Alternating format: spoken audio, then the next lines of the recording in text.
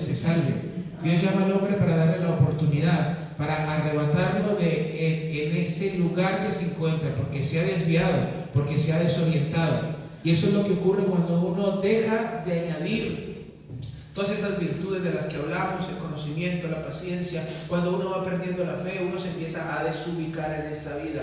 Cuando uno va teniendo ídolos en su corazón, cuando uno se va aferrando a otras cosas en esta vida, uno va desubicándose. Entonces es importante entender esto, hermano, porque hemos visto que este mundo está lleno de pecados, que este mundo está lleno de maldad, que en este mundo no hay misericordia.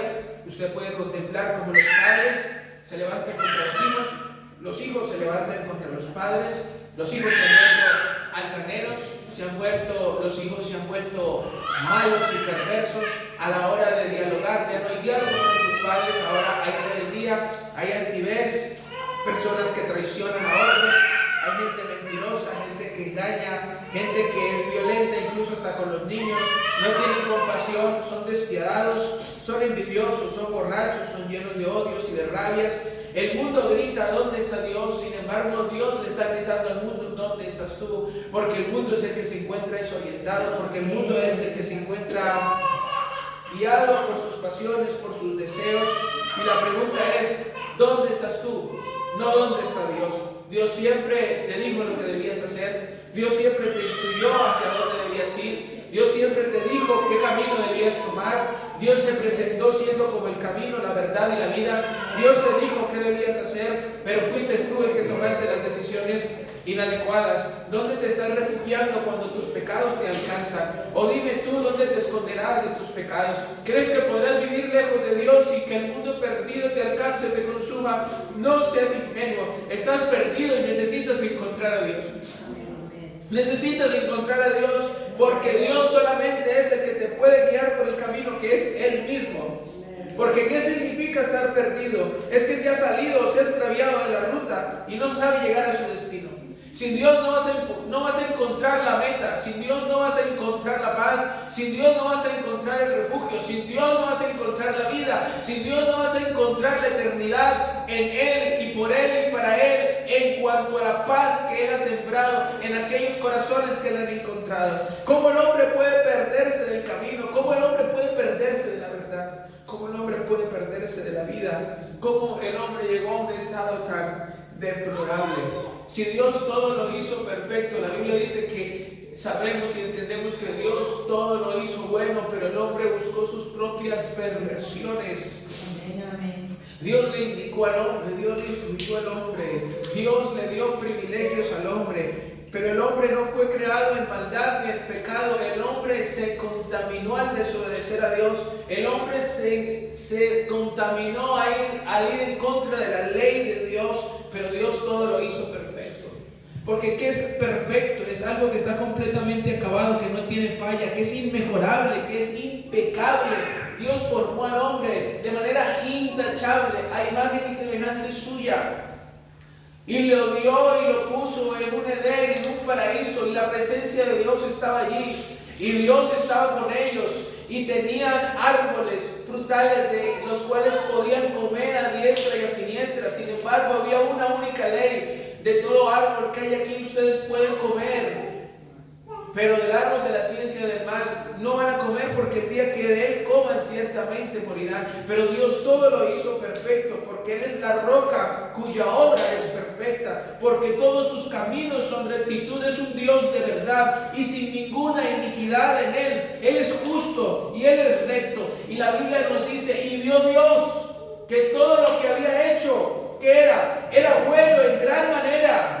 No es que era bueno en cierta medida, era bueno en gran manera. Por eso Dios descansó, es decir, Él quedó satisfecho de la obra que había realizado, porque todo lo que hizo vio Dios que era bueno, que era perfecto. Todo lo hizo hermoso en su tiempo. Incluso puso eternidad en el corazón de ellos, sin que ni siquiera el hombre alcance a entender la obra que Dios ha hecho. La obra de Dios es tan magnífica, la obra de Dios es tan impresionante, la obra de Dios es tan gloriosa que el hombre no le va a alcanzar la vida. Aunque se reúna todo el ser humano y intente llegar a cabo a conclusiones, a tratar de poder entender la obra de Dios, no la va a poder entender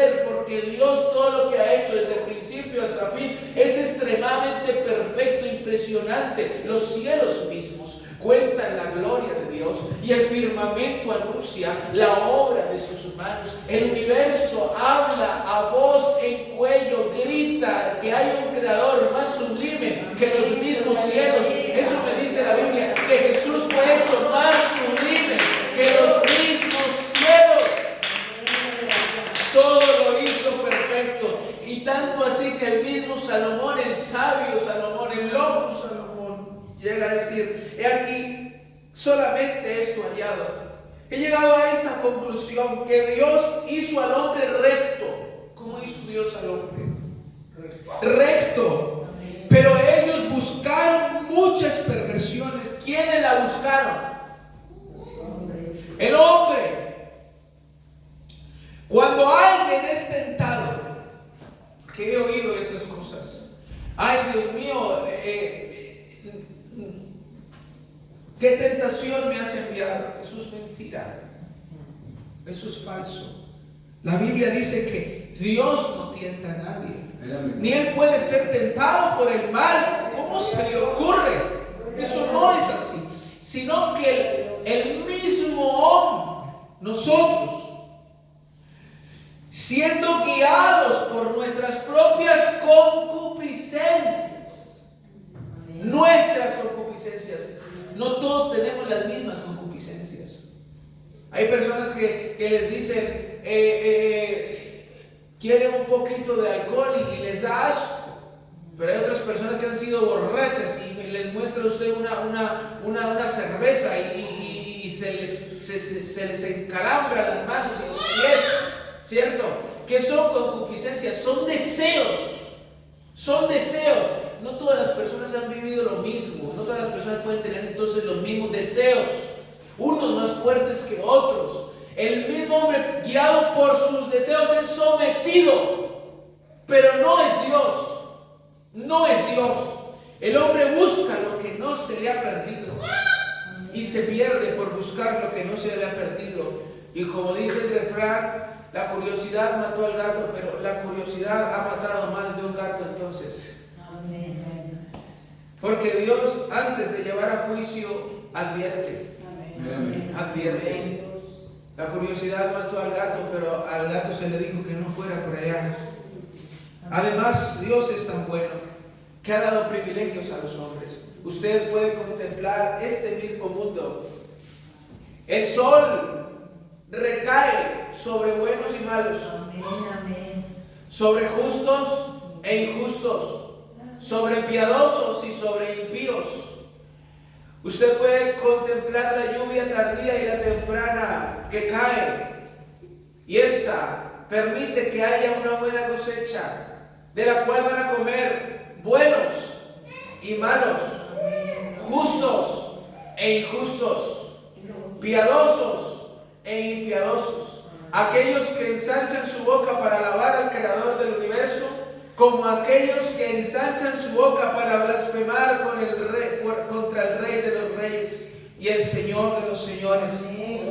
Y aún así la misericordia de Dios es tan amplia que en vez de consumirlos, les permite un día más. ¿Para qué? Para darles la oportunidad de que ellos se arrepientan, porque ese es el deseo de Dios, que todo el mundo se arrepienta y llegue al conocimiento de la verdad, porque Dios no retarda su promesa. Según algunos la tiene por tardanza, pero no es eso, sino que Él es paciente, un Dios paciente, que se complace en extender misericordia, que se complace en extender su benignidad, su bondad, su clemencia para con este mundo, que es inmerecedero de la misericordia de Dios. Cuando dice el salmista lo siguiente: cuando veo los cielos, obra de tus dedos, la luna y las estrellas que tú formaste, digo, ¿qué es el hombre para que tengas de él memoria, y el hijo del hombre para que lo visites? Le hiciste poco menor que los ángeles, pero le coronaste de gloria y de honra. Y hasta el sol de hoy, no solo David, sino yo y ustedes se seguirán haciendo esta pregunta: ¿qué es el hombre? ¿Quién eres tú y quién soy yo para que Dios con su su dedo no te aplaste. Yo le digo algo, hermano, y se lo digo con toda seguridad: si Dios aplastara y volviera cenizas este mundo ahora mismo y lo volviera cenizas, Él sería justo. Él sería justo en aniquilarnos. Él sería justo en aplastarnos. Pero contemplamos a un Dios que a la iglesia, porque este versículo es interesante, que repetidas veces se expone para evangelizar a los amigos, y no estoy diciendo que no se haga, pero el versículo que voy a decir se expone muchas veces para la evangelización en las calles, pero este versículo fue dado a la iglesia. He aquí, yo estoy a la puerta y llamo. Dios se lo está diciendo a la iglesia, a una de las 7 iglesias que se mencionan en el libro de Apocalipsis. Dios le está diciendo: he aquí, yo estoy a la puerta y llamo. Porque hay personas que vienen a la congregación pero han dejado a Dios fuera de su corazón y fuera de sus vidas, y Él está diciendo: he aquí, yo estoy a la puerta y llamo. Si alguno oye mi voz y abre la puerta,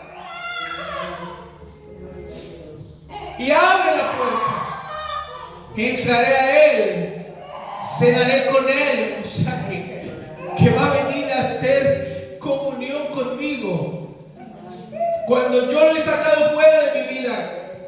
¿Cómo se saca Dios fuera de nuestra vida? Con nuestras actitudes, con nuestras acciones, con nuestros pensamientos, con todo lo que hacemos que no le agrada a Dios. Nos vamos dando cuenta que Dios nunca nos ha dejado solos ni nos dejará. Pero nos vamos dando cuenta que nosotros sí lo dejamos a Él, y es diferente. Por eso a veces no lo sientes, porque no lo buscas. Por eso a veces no puedes vencer, porque te has alejado de Él. Él no se ha alejado. Él está ahí, es interesante, pero Él está ahí. Usted dice: ay, no lo siento, Dios. No, Él está ahí. Es usted el que se fue. Soy yo el que me fui. Pero Él está ahí. Él está ahí. Él está ahí. Y nos hemos dejado engañar. Y hemos sucumbido a deseos que no debíamos sucumbir. Y por lo tanto nosotros hemos apartado nuestra mirada de Dios. ¿Dónde estás tú? Hace un rato estabas a mi lado, hace un rato teníamos comunión, hace un rato teníamos intimidad, y sigues viviendo del pasado. Yo me imagino a Adán, después de haber pecado, contándole a sus hijos: no, ¿cómo le parece? Yo estuve en el paraíso. Eso era muy bonito por allá. Sí, imagínense que pues usted ahora me ve labrando la tierra, ¿cierto? Pero ¿cómo le parece que yo no necesitaba labrar la tierra? ¿Sabe qué? Yo extendía mi mano y comía. Y mi mujer extendía su mano y comía. Y yo me la pasaba poniéndole el nombre a los animales y a estar tranquilo y hablaba con Dios. Y ahora pues él parece distante y le hablo, pero no lo siento como antes y no lo oigo como antes, porque ¿sabes? Cuando estábamos en el paraíso, Él se paseaba por el Edén, o sea, Él tenía comunión con nosotros. Era muy normal sentir su presencia. Y hay personas que dicen: no, hermano, yo fui esto y fui aquello. No, hermano, yo antes ayunaba todos los domingos, todos, no me perdía un domingo. A culto no me lo perdía. Yo oraba y hacía esto. Yo salía por las calles a evangelizar y me paraba en los parques a predicar. Cuentan su paraíso, pero ¿dónde estás tú? Ahora, Adán. ¿Dónde te encuentras ahora? ¿Cuál es tu situación ahora, Adán? ¿Dónde estás tú? ¿Dónde estás tú?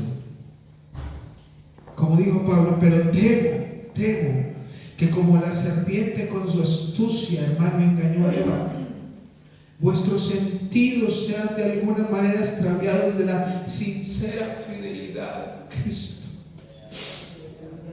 De la sincera fidelidad. Así que a veces hay una fidelidad parcial en la iglesia que no es tan sincera. Hay gente que es fiel a venir a los cultos, martes, jueves, sábado, domingo, Si hay un refrán, va, son fieles a eso. Hay que orar, ora. Hay que diezmar, diezma. Hay gente que es fiel con el diezmo. Incluso, hermano, no me cuente cuentos.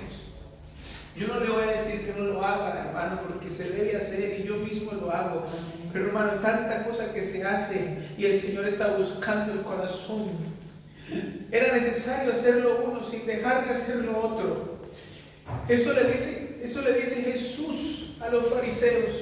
Diezmaban el comino, diezmaban la menta, diezmaban la polea, todo lo diezmaban. Es decir, los frutos más chiquiticos, las semillas más chiquiticas, ellos la apartaban para diezmarla. Y el Señor le dice, pero se olvidaron de la misericordia, se olvidaron de la justicia y se olvidaron del amor. Era necesario hacer lo uno sin dejar de hacer lo otro, pero ustedes lo olvidaron.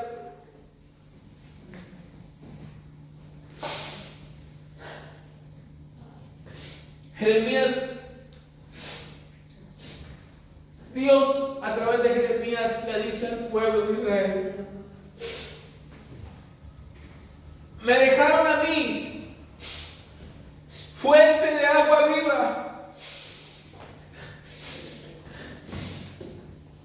y cavaron, se esforzaron en otras cosas, y cavaron para sí mismos, no para mí, para sí mismos. Pero no se dieron cuenta que cavaron cisternas rotas que no contienen agua, que ellos creían que iban a encontrar un tesoro, pero eran cisternas rotas. Y la serpiente le dice a Eva: no moriréis, sino que sabe Dios que el día que comáis seréis como Dios. Serán abiertos vuestros ojos y conoceréis el bien y el mal. Seréis como Dios.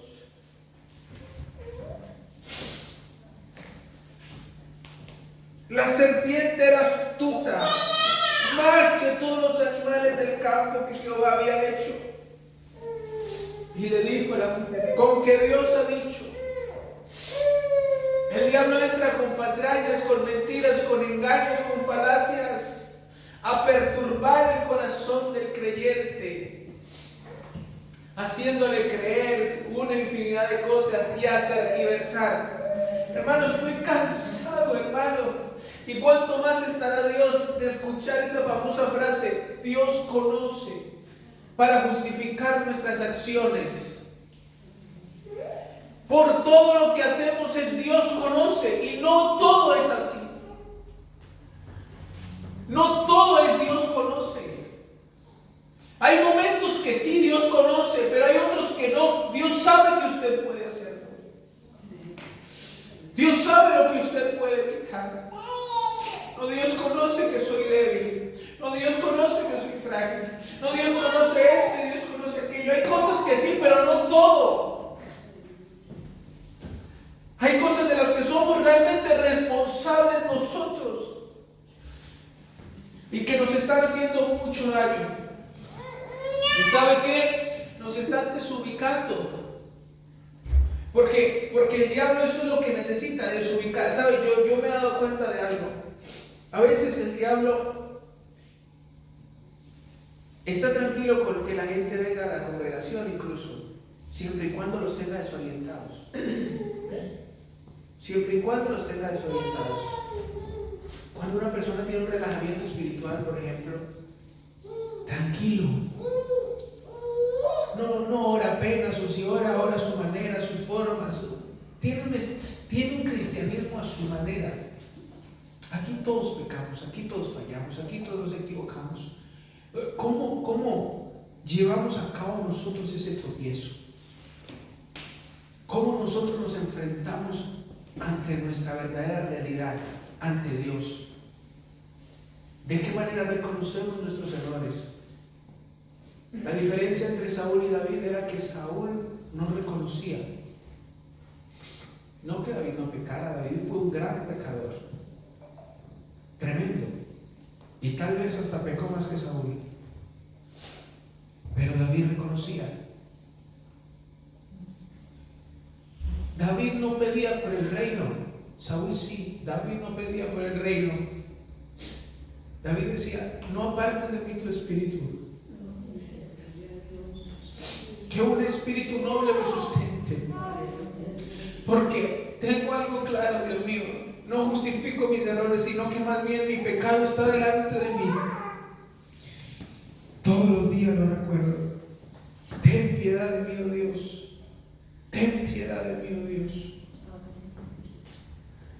David no se había dado cuenta, de pronto usted no se da cuenta, de pronto yo no me doy cuenta, pero David no se había dado cuenta que estaba desubicado.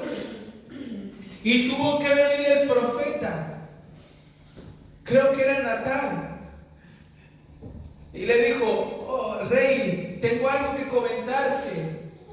Había un hombre que tenía 100 ovejas, y para preparar un banquete le quitó una ovejita al que tenía una sola oveja. Y David, como había sido pastor de ovejas, hermano, es que Dios toca la fibra. Dios toca la fibra del corazón. David había sido pastor de ovejas. A David le había tocado enfrentarse al oso, al león, ¿sí?, a las fieras del campo, con tal de salvar una oveja. David sabía lo que valía una. Había sido un pastor de ovejas. Y él sabía de la gente pobre que solo tenía una oveja, lo que valía tenerla y lo que David cuidaría de esa oveja. Y David se levantó de su trono y dijo: ese hombre es digno de muerte. No puede vivir, ese hombre no puede vivir. No puede vivir. Y el profeta Natán le dijo: ese hombre es tuyo. Dígame, David ya había sentenciado a ese hombre. David lo había sentenciado, ese hombre tenía que morir. Dígame, ¿quién es el que puede librar de la palabra del rey? Nadie. Tenía que matarse David a sí mismo. ¿Quién me puede librar? Dice David: la palabra que yo di. ¿Quién tiene más autoridad que yo? ¿Quién me libra de esta palabra? ¿Quién? El profeta no me puede salvar, el sacerdote no me puede salvar, el pueblo no me puede salvar. Yo soy el rey. Y allí es donde escribe el Salmo 51, porque había un rey superior a mí. Solo Dios me puede librar. Solo Dios. Porque ciertamente soy digno de muerte.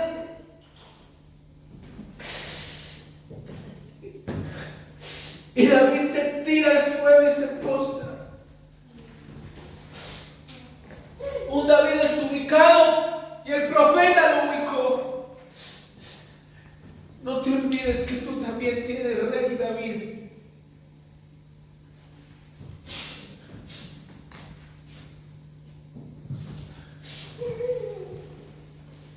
David sufre las consecuencias, evidentemente.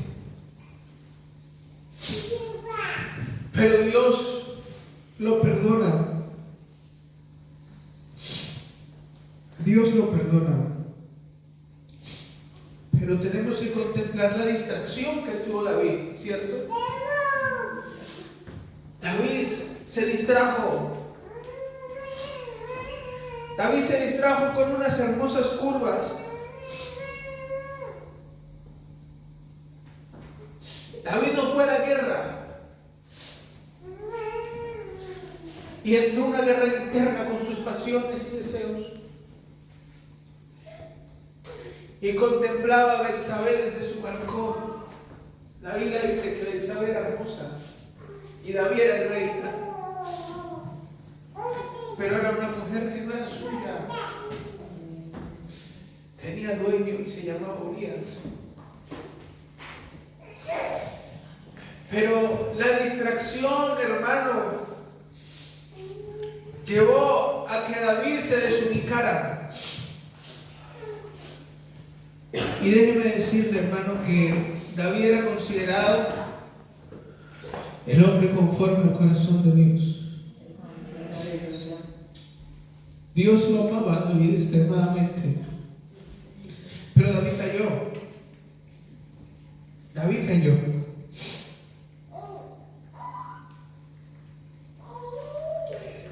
Y tenga cuidado porque no es maravilla. Porque el mismo Satanás se disfraza como ángel de luz.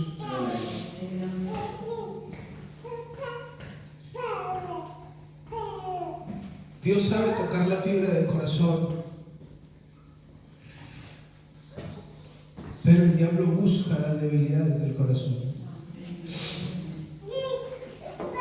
David fracasó.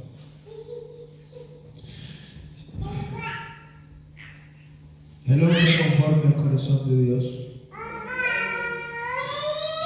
El hombre más fuerte, Sansón, se distrajo, ¿cierto? También cayó. Perdió su fuerza y perdió sus ojos. Los ojos lo llevaron a caer y perdió los ojos. El hombre más sabio, que parecía ya intocable, Salomón, tuvo un reino superior al de su padre, fue más sabio que su padre, pero no tuvo el corazón de su padre. Salomón no le alcanzó a la sabiduría, también cayó, convirtiéndose en un necio. Todos cayeron, el más fuerte, el más sabio, el hombre conforme al corazón de Dios. Solo Jesús no cayó. Por eso cuando nos desubicamos de nuestro verdadero ejemplo, ¿cierto? Porque admiramos a muchos. A David tiene demasiadas cosas admirables. David era conocido como el dulce cantor de Israel. Yo a veces me imagino a David, lloro.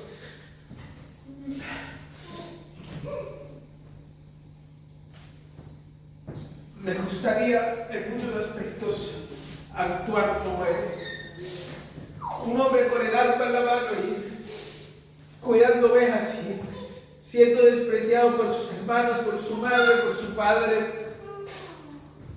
Un hombre que no era tomado en cuenta, un muchacho todavía, pero que mientras el mundo lo menospreciaba, él escribía salmos y tocaba el arpa. Y decía: el Señor es mi pastor y nada me faltará. Y aunque ande en valle de sombra y de muerte, no temeré mal alguno, porque Él está conmigo. Su vara y su callado me van a infundir aliento. Me va a preparar una mesa delante de mis enemigos, porque unge mi cabeza con aceite y por lo tanto mi copa está rebosando. Ciertamente el bien y la misericordia me seguirán todos los días de mi vida, y en la casa del Señor moraré por largos días. Moraré por largos días. Hay muchos a quien admirar. Hay una gran nube de testigos. Pero después de todos aquellos que por la fe cerraron bocas de leones, apagaron fuegos impetuosos, ponieron en fuga ejércitos enemigos, el libro de Hebreos nos dice: puestos los ojos en Jesús, el autor y consumador de la fe. No ponga la mirada en el hombre, yo mañana fracaso. El hombre nos defrauda, el hombre se equivoca, el hombre es un simple mortal. Pero Jesús demostró ser el mismo Dios hecho carne. Jesús demostró ser el incomparable, ser el inigualable, ser aquel en el cual debemos poner nuestra mirada. Por eso debemos poner la mirada en Jesús y vestirnos del Señor Jesucristo. Eso nos dice Romanos 13:14: si no vestidos del Señor Jesucristo y no proveáis para los deseos de la carne. Digo pues, andad en el Espíritu y no satisfagáis los deseos de la carne. Pero los que son de Cristo han crucificado la carne con sus pasiones y deseos. En cuanto a la pasada manera de vivir, despojados del viejo hombre que está viciado conforme a los deseos engañosos. Haced morir pues lo terrenal en vosotros: fornicación, impureza, pasiones desordenadas, malos deseos y avaricia, que es idolatría. Porque si vivís conforme a la carne moriréis, mas si por el Espíritu hacéis morir las obras de la carne viviréis. Porque el que siembra para la carne, de la carne segará corrupción, pues el que siembra para el Espíritu, del Espíritu segará vida eterna. 5 o 6 versículos acabo de dar. En un momento, como hijos obedientes, no os conforméis a los deseos que antes teníais, estando en vuestra ignorancia. Así que el asunto no es que Dios me meta en tentación. Dios no tienta a nadie. Ni el pecado ni la tentación puede tentar a Dios. Eso es ridículo. Hermano, Dios es santo, santísimo. Su santidad viene y aplasta el pecado. No es que el pecado tiene una oportunidad con Dios. ¿Cómo le ocurre? Yo le voy a poner un ejemplo para que usted entienda.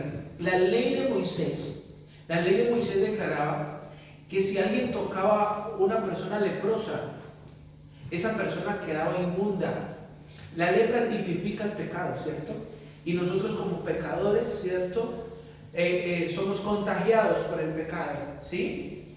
Es interesante ver que los leprosos llegaban a Jesús y la mayoría le trataban de en cierta medida gritar y ofender a los leprosos, porque los leprosos tenían, por ley, no podían acercarse a las personas. De hecho, ellos tenían que tener un lugar apartado para ellos. Pero viene un leproso y le dice a Jesús: si quieres, puedes limpiarme. Quiero ser limpio. Jesús tocaba a los leprosos y en vez de contagiarse, el leproso se limpiaba. Amén. En vez de Jesús quedarse inmundo, el inmundo quedaba bendecido. Se le quitaba la inmundicia. Dios viene y toca a una persona pecadora que viene arrepentida y le dice: si quieres puedes limpiarme. Y en vez de Dios obviamente contagiarse, porque eso no puede ser, o decir no puedo, no soy capaz, Él dice: quiero, sé limpio. Es una orden.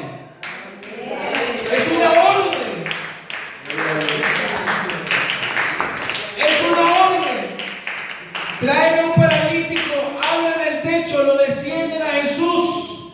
Él lo mira y al mirar la fe de sus amigos, al ver que tenían fe, hasta el punto que lo entraron por el techo porque la gente estaba aglomerada y no podían acceder por la puerta, abrieron el techo y lo introdujeron a su amigo paralítico, y Jesús, al ver la fe de ellos, dice: ten ánimo. No sé si alguien tiene esa fe hoy. De pronto alguien hoy está desorientado, hoy está perdido. Pero Dios hoy le puede: hey, ten ánimo. Y le dice: hey, tus pecados te son perdonados. Y los fariseos pensaban dentro de sí: ¿quién es este atrevido? Solo Dios puede perdonar pecados. Y el Señor les dice: ¿qué es más fácil? Decir: tus pecados son perdonados, o levántate, toma tu lecho y anda. Lo puso a andar también. Y luego les dice: para que sepan que el Hijo del Hombre tiene potestad para perdonar pecados. Tiene autoridad para perdonar pecados. Hoy de pronto usted se encuentra en una manera, o más bien su vida se encuentra desorientada por causa del pecado, por causa de sus errores, por causa de sus fallos, hermano. Pero Dios puede limpiarlo. Porque para uno crecer en la fe necesita ser limpiado. Porque estamos hablando del crecimiento espiritual, y si yo me encuentro con unos pecados que me están dañando el corazón, ¿cómo voy a crecer? Si se está viviendo en la carne, ¿cómo se pretende crecer en el espíritu? Por eso hay que hacer una pausa a las enseñanzas. Porque estamos hablando de crecer en el espíritu, pero acuérdense que Pedro le está hablando a la iglesia, y por eso parte desde la fe. Pero para partir desde la fe, primero hay que ser limpiado. Porque yo cómo quiero crecer en el Espíritu si aún sigo viviendo bajo las obras de la carne. ¿Qué sentido tiene? No tiene sentido, porque la carne y el Espíritu se oponen entre sí de modo que no hagamos lo que queremos. Entonces hay que poner una pausa, porque estamos hablando de crecer, pero primero entonces me tengo que orientar. Examinémonos a nosotros mismos si estamos en la fe. Después de ese examen empecemos a crecer. Porque no se puede crecer en el Espíritu mientras estoy desorientado. ¿Para dónde me voy? A veces le preguntamos a personas, hermano, si Dios viene, ¿usted se va con Él o no se va? No sabe. No sabe. ¿Por qué no sabe? Porque están desorientados. Algo está ocurriendo para que no sepan. Porque el que está claro en el Espíritu sabe por la fe. La Biblia dice que el Espíritu nos da testimonio a nosotros de que somos hijos de Dios.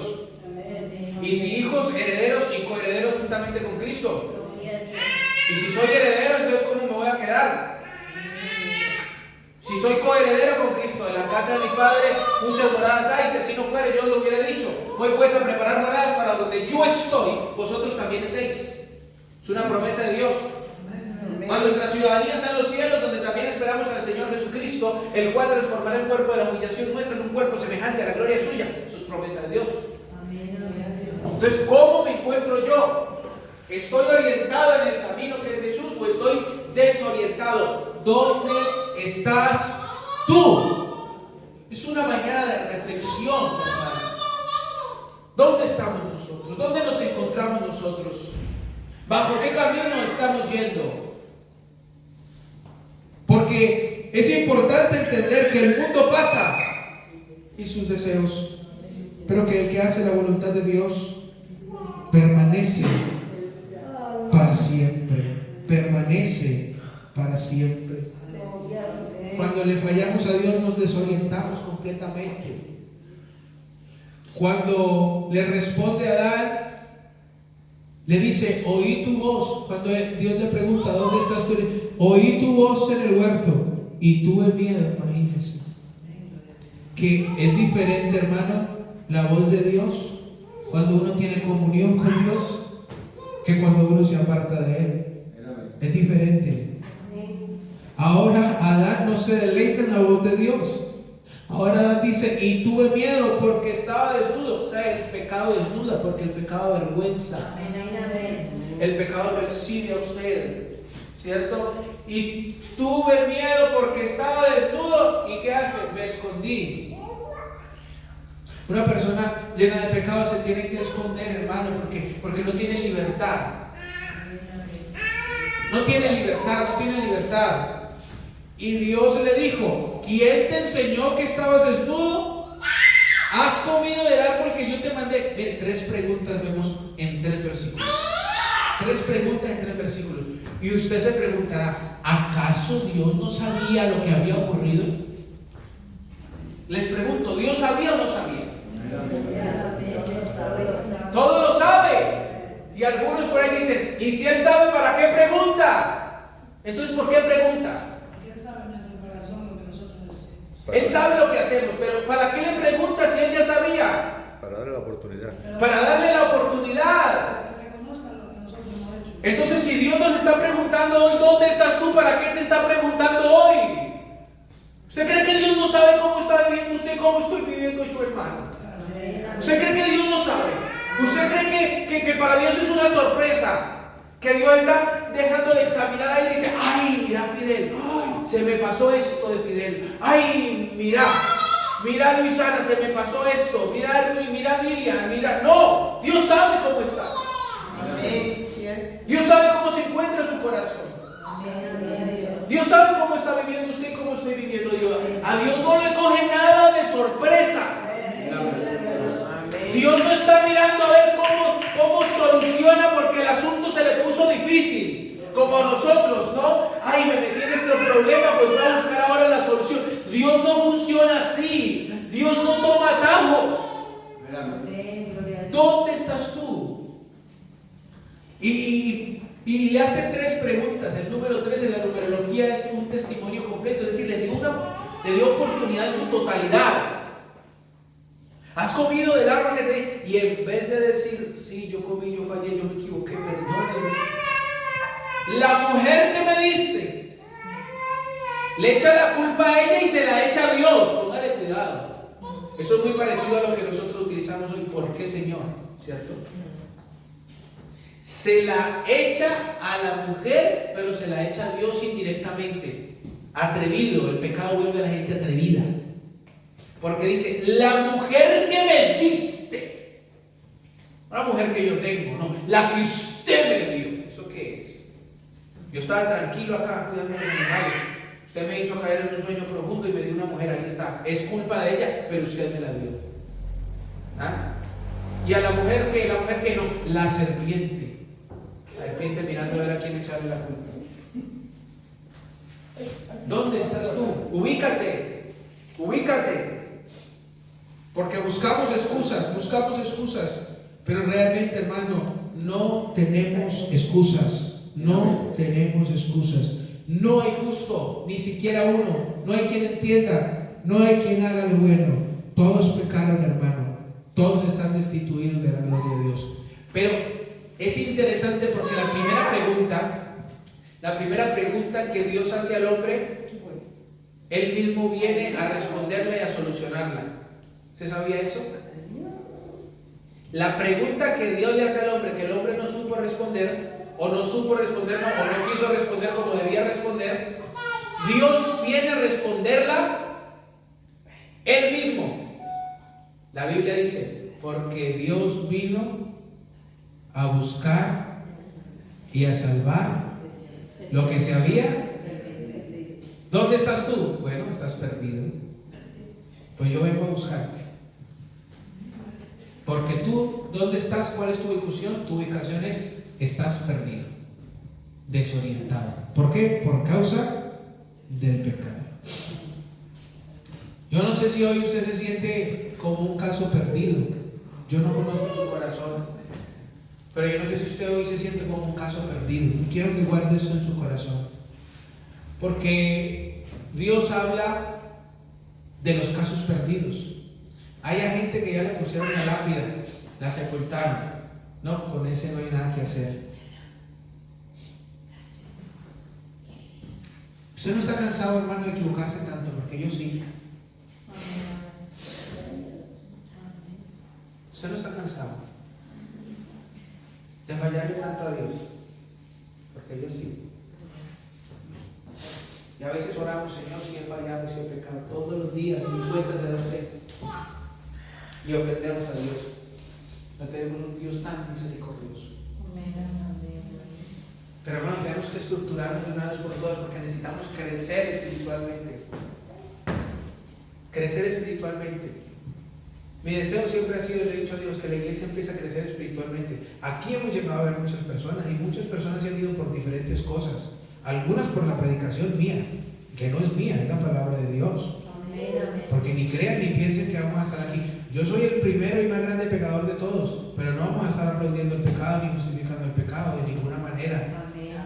Ni vamos a negar que Jesús es Dios sobre todas las cosas, ni que necesitamos bautizarnos en el nombre de Jesús, ni que debemos ser llenos del Espíritu. Esas cosas no las vamos a negar. Me da pena con ustedes, o pena no me da, porque es la realidad. Yo para eso estoy, y para eso estamos, para hablar la verdad del Evangelio, las cosas como son. Y yo mismo soy el que más fallo. Pero por eso el asunto no termina ahí. Por eso no vamos a dejar de predicar el Evangelio, de hablar la verdad del Evangelio. Es necesario, hermano, predicar la verdad. Y si vamos a estar 2 o 3, vamos a estar creciendo, vamos a estar yendo cada vez más adelante con la verdad del Evangelio. No con engaños, no con mentiras, no con patrañas, no queriéndole subir la autoestima a ustedes, sino hablándoles de cómo podemos seguir el verdadero camino, aunque ahora de pronto ustedes sientan desubicado. Y Dios habla acerca de los casos perdidos y extiende varias parábolas. Por ejemplo, una de ellas es la oveja perdida. Dice que había un hombre que tenía 100 ovejas y una de ellas se le fue. Y el hombre incansablemente se fue a buscar esa única oveja que se le había perdido, y se fue por el desierto y se fue a buscarla. Y cuando la encontró, la puso en sus hombros gozoso, y al llegar a casa se reúne con sus amigos y sus vecinos y les dice: gócese conmigo porque he encontrado la oveja que había sido perdida. La oveja se perdió de forma natural. Era un caso perdido. Esta se perdió se perdió de forma natural, porque era una ovejita, ya saltando. Hay personas que se han perdido de forma natural. El mundo entero se perdió de forma natural, porque nosotros desde que nacemos tenemos un estado pecaminoso. La persona que nace sin oportunidades hasta que encuentra a Cristo, ¿cierto? Una oveja que se perdió de forma natural. Posteriormente vemos que Jesús nos da la enseñanza de ¿qué? De la moneda perdida, ¿cierto? Y dice: ¿qué mujer que tiene 10 dracmas, si pierde una dracma, no enciende la lámpara y barre la casa y busca con diligencia hasta encontrarla? Y cuando la encuentra, se reúne con sus amigas y vecinas diciendo: gozaos conmigo porque he encontrado la dracma, la moneda que había perdido. ¿De qué forma se perdió esta moneda? De forma accidental. La primera de forma natural, la segunda de forma accidental, ¿cierto? Hay muchas personas que se pierden de forma accidental y hay muchas personas que en cierta medida son culpables, aunque no se justifican muchas cosas, pero hay personas que llegan nuevas y se le dicen unas cosas terribles, hermano, y desaniman a las personas y les infunden unas cosas a las personas terribles, personas sin sabiduría, personas sin amor de Dios a veces. ¿Y qué pasa? Que la moneda se pierde ¿qué? Accidentalmente. Empieza a guardar y a ver cosas que no debe ver y se pierde accidentalmente. Y para culminar nos habla de ¿qué? Del hijo pródigo. ¿De qué manera se perdió? Ni se perdió naturalmente, ni se perdió accidentalmente, se perdió por decisión propia. Voluntariamente, esa es la palabra. Se perdió ¿cómo? Voluntariamente. Y se metió una pérdida, hermano, tan grande, que como judío terminó apacentando cerdos. Fíjese usted, apacentando cerdos. El cerdo es un animal inmundo para los judíos. Apacentar cerdos es un acto deplorable, es una humillación gigante. Pero la humillación no termina en que los estaba cuidando, que los estaba limpiando. Imagínense qué aberración para ese judío.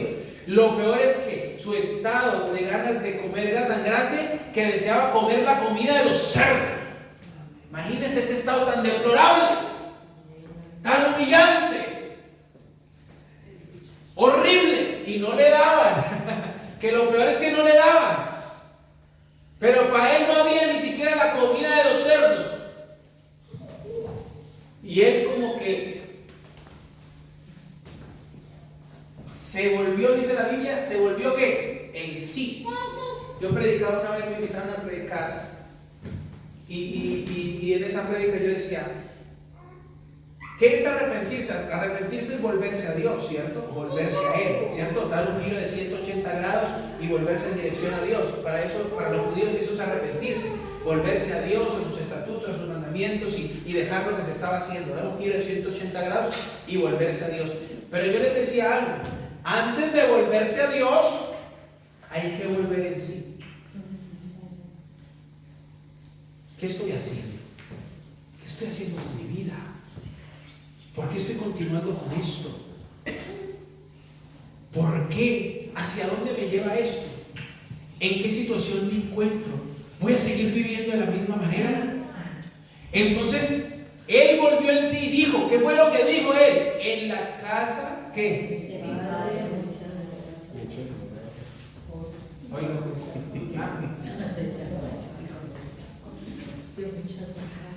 Hay jornaleros, decía él. Le voy a decir: Padre, he pecado contra el cielo y contra ti, no soy digno de ser tu hijo. Hazme como uno de tus jornaleros. Y volvió, y el padre ¿cómo lo recibió? Lo recibió con voz, abrazo. ¿Y usted cree que el padre lo volvió uno de sus jornaleros? No. Él dijo: mi hijo estaba perdido y ahora se ha encontrado. Estaba muerto, pero ahora vive. El que no se sabía dónde estaba, ahora está en casa. Hermano, ¿dónde estás tú? Por eso, antes de proseguir, para culminar estas enseñanzas de crecimiento espiritual, antes de culminar estas enseñanzas, hermano, yo quiero que hoy todos nos ubiquemos. Nos ubiquemos. Nos ubiquemos. ¿Dónde estamos? ¿Qué estamos haciendo con nuestra vida? ¿Estamos haciendo lo que le agrada a Dios? ¿Dios se siente satisfecho con el estilo de vida que estamos llevando, sí o no? Analizar y volver en sí, para entonces nosotros poder ser agradables a Dios.